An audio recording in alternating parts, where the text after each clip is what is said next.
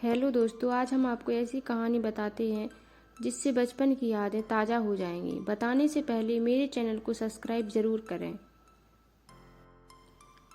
कुछ अति उत्साही स्कूली छात्रों ने सेवानिवृत्ति के पश्चात अपने स्कूली जीवन के वर्ग मित्रों को एकत्रित करके एक भव्य पुनर्मिलन जलसा अपने स्कूल में करने का सोचा। उसमें श्रीकांत, गुणवंता और अरुण संध्रा नगरी में स्थायी हुए थे। वह कुछ उनके वर्ग मित्र अपने जन्म गांव में जन्मे थे। उनके साथ मिलकर उन्होंने अपने स्कूल में वर्ग मित्रों का पुनर्मिलन कार्यक्रम संपन्न किया था, जिसमें उनके गुरुजनों को भी मुख्य अतिथि करके आमंत्रित किया गया था। उनकी उपस्थिति में कार्यक्रम का शुभारंभ उनके घर कर कमलों द्वारा किया गया था। उसी कार्यक्रम में अरुण द्वारा प्रकाशित हिमानी काव्य संग्रह का विमोचन भी किया गया था। कार्यक्रम में अनेक सांस्कृतिक कार्यक्रम किए गए थे। सभी वर्ग मित्र कार्यक्रम में काफी भाव विभोर हुए थे, मानो अंधों के हाथों बटेर लग चुका हो। कुछ मित्र कार्यक्रम के समापन होने पर निकल चुके थे। कुछ सहेलियां और मित्र जिन्हें दूसरे दिन जाना था, वे सब हॉस्टल में रुके थे। रात का भोजन की व्यवस्था उनके लिए वहीं की गई थी। खाने के दौरान सभी ने कार्यक्रम सफल रहा, इसका फिर जिक्र किया था। पुरानी बातों को जिसको जो याद आए वो वही बातें करने लगता था। फिर उन किस्सों को सुनकर सभी हंसते और आनंद लेते थे। खाना खाने के बाद अरुण ने रीना को छेड़ते हुए कहा कि कार्यक्रम संचालन का काम बेमिसाल था। उसने अरुण की तरफ तिरछी नजर से देखते हुए, रीना, देख अरुण, तू मुझे छेड़ मत। मैं तेरे से बहुत खफा हूँ। कार्यक्रम के दौरान तेरे से गुस्सा ना दिखाना वो एक शिष्टाचार था। अभी ज्यादा छेड़ेगा तो और गुस्सा करूंगी। अरुण अन्य सहेलियों और मित्रों के ओर देखते हुए उसने पूछा, अरे सच बताओ कि कार्यक्रम के संचालन का काम बेमिसाल था कि नहीं? सभी ने कहा, अरुण सच कह रहा है, तो गुस्सा होने का कारण बनता है क्या? सभी ने जवाब दिया, बिल्कुल नहीं अरुण, लेकिन मुझे लगता बनता है। रीना, कैसे और क्यों बनता है? जब ये सब नहीं बोलते हैं। अरुण, अगर आप गुस्सा नहीं करोगी तो बताऊंगा। सभी बोलने लगे, बताओ बताओ। अरे अपनी रीना गुस्से में और अच्छी और नमकीन लगती है। सब हंसने लगे। रीना, अरे तू पक्का बदमाश है। तेरा पर तो मुझे बहुत गुस्सा आता है। लेकिन अरुण, क्या लेकिन? फिर मैंने गाना गाया, खुली पलक में झुका गुस्सा और बंद पलक में प्यार। जीना भी मुश्किल, मरना भी मुश्किल, मैडम से बात करना भी मुश्किल और चुप रहना भी मुश्किल। रीना, अभी गा के क्या फायदा? जवानी में गाया होता तो कोई बात बनती। अरुण, अरे मैडम, जवानी में बात बिगड़ने का चांस रहता है। बुढ़ापे में बिगड़ भी गया तो कोई बात नहीं।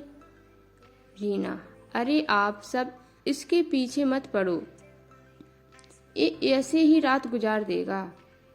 मैं इसे को बचपन से जानती हूँ। चलो अभी सोते हैं, फिर सुबह नाश्ते पर मिलते हैं। दूसरे दिन हम फिर सुबह हॉस्टल पहुँचे, लेकिन 3-4 सहेलियां हमारा ही इंतजार कर रही थीं। जैसे हम पहुँचे, हाय हेलो और अन्य शिष्टाचार होने के बाद हम सभी नाश्ते के लिए टेबल पर पहुँचे थे। मैं अन्य मित्रों को मोबाइल करने में व्यस्त था और रीना ने पूछा, किसको कॉल लगा रहा है? अरे और भी मित्र यहाँ रुके हैं ना।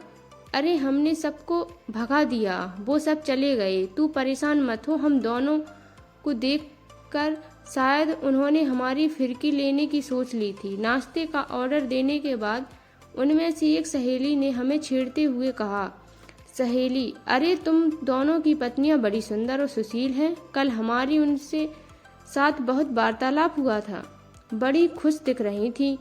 मैंने गुणवत्ता से कहा, अब कुछ अपनी घर में खैर नहीं, शायद इन्होंने आग लगा दी है। और दोनों हंसने लगे। सहेली, अरे आप क्यों हंस रहे हो? हमने कहा, कुछ नहीं। ऐसा कैसा कुछ नहीं रे अरुण, अभी तो तू गुणवत्ता को बोल रहा था, ऐसे कहा कल कयामत आने वाली है, बिजली गिरा के आग लग चुकी है। सहेली, अरे हम समझे नहीं, चल बता तू क्या बात है। अरुण, मैंने कहा हम पहली बार देख रहे हैं कि कुछ महिलाएं अन्य महिलाओं की तारीफ कर रही हैं। सहेली, अरे नहीं नहीं, हम इलाज तो कर देंगे, लेकिन बताओ आप क्यों हंस रहे थे? गुणवत्ता, आप सभी जिस तरह से हमारी पत्नियों को लेकर मजाक उड़ा रही थी। सहेली, अरे हम कहाँ मजाक उड़ा रहे थे, हम तो सच कह रहे हैं। अरुण, हमको लगा आप सभी हमको ताना मार रही हैं। गए थे सोना लाने, नहीं मिला तो चांदी से ही काम चला लिया। सहेली, अरे हम सच्चे दिल से कह रहे हैं, आपकी पत्नियां हमसे कई गुना बेहतर हैं। चलो मान लेते हैं। उतने में नाश्ता आ गया। लो मैडम, अभी तो नाश्ता करोगे ना? बिल्कुल करेंगे। नाश्ता करते करते रीना बोली, रीना, तुझे ये रिश्ता कैसे आया? अरुण, कुछ मत पूछो रीना, ये एक दर्द भरी कहानी है। इसके लिए बड़े पापड़ बेलने पड़े। इसमें नाटक है, भावना है, गम है, ना जाने क्या क्या है, मत पूछो। इसके लिए मुझे 16 सोमवार का 16 वाला व्रत करना पड़ा। सब हंसने लगे। सहेली, अरे बताना अरुण, सब बातें मजाक में टाल देता है, हम तो दोनों की सच्चाई जानकर रहेंगे। अरुण, ऐसी बात है तो सुनो। कुछ ऐसा हुआ, मैं छुट्टियों में पिताजी को देखने भोपाल से गांव आया था। पिताजी को कुछ हार्ट की समस्या हुई थी। यहाँ आने पर सभी आसपास के पड़ोसी को लगे अरे पिताजी बच गए। उस दिन बैठे बैठे अचानक पलंग से गिर गए थे। डॉक्टर को तुरंत बुलाया था, सही समय पर इलाज हुआ, इसलिए बच गए। डॉक्टर ने कहा किसी हार्ट के बड़े डॉक्टर को दिखाना पड़ता है, इनका इलाज चल रहा है। लेकिन वो परेशान दिख रहे थे। मैंने पिताजी से बात की। उनका कहना था अरे सबकी शादियां हो चुकी हैं, बस तेरी ही रह गई है, तू भी शादी कर लेता तो अच्छा होता। मैंने कहा पिताजी मैं कुछ करना चाहता हूँ। पिताजी ने कहा इतना तो पढ़ लिया है, सरकारी नौकरी भी लग गई है, और क्या करेगा। मैं उनकी बात समझ गया था।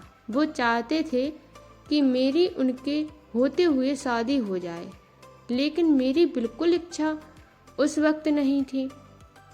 मैंने भोपाल जाने के लिए टिकट भी बुक कर लिया था। परसों मुझे जाना था। पहले दिन वर्धा चला गया था। उस दिन मेरा एक दूर का मौसेरा भाई कोई रिश्ता लेके आया था। वो मुझे रेलवे स्टेशन पर लड़की के बाप के साथ मिलने आया था। मैंने प्रस्ताव को सुना और कहा कल शाम को मैं भोपाल लौट रहा हूँ। फिर उसने और लड़की के पिताजी ने कहा आप कल दोपहर लड़की देख लो। मैं मना नहीं कर सका। दूसरे दिन में मेरा बड़ा भाई और गुणवत्ता लड़की को देखने गए थे। लड़की देखने के बाद मैंने गुणवत्ता से मजाक किया, कैसी लगी रे तुझे लड़की? गुणवत्ता, अरे तुझे सही में शादी करनी है क्या? करनी होगी तो लड़की अच्छी है, मना करने लायक नहीं है। फिर भोपाल चला गया था, लेकिन पिताजी के खत आते रहते थे। अरे परदेश में रहता है, बाहर का खाना अच्छा नहीं रहता, लड़की पसंद हो तो बात पक्की कर लेते हैं। नाजुक परिस्थिति को देखते हुए मुझे आखिर हाँ करना पड़ा। इस बदमाश दोस्त ने मुझे शहीद कर दिया था। सहेली, अरे गुणवत्ता, तू तेरे बारे में बता, मेरी कहानी सुनकर क्या करेगी? आप सब वो किसी तरह बात को टालना चाहता था। उसकी मदद करने के लिए मजाक करते हुए बोला अरुण, अरे ये क्या बताएगा? इसने तो भाभी को फिल्मी स्टाइल में पटाया है। सीधी सरल भाभी इसके चक्कर में फंस गई थी। मेरा दोस्त बहुत बदमाश है, खुद ने मस्त हेड मास्टरनी को पटा लिया था, अरे और मुझे लुटा दिया है। तब तक हम सभी का नाश्ता हो चुका था। रीना के अन्य सहेलियों को कुछ परिचित परिवारों से मिलाना चाहता है। उन्हें गुणवत्ता छोड़ने गया था और मैं और रीना वहीं रुके थे। शायद हम दोनों इसी बात का इंतजार कर रहे थे।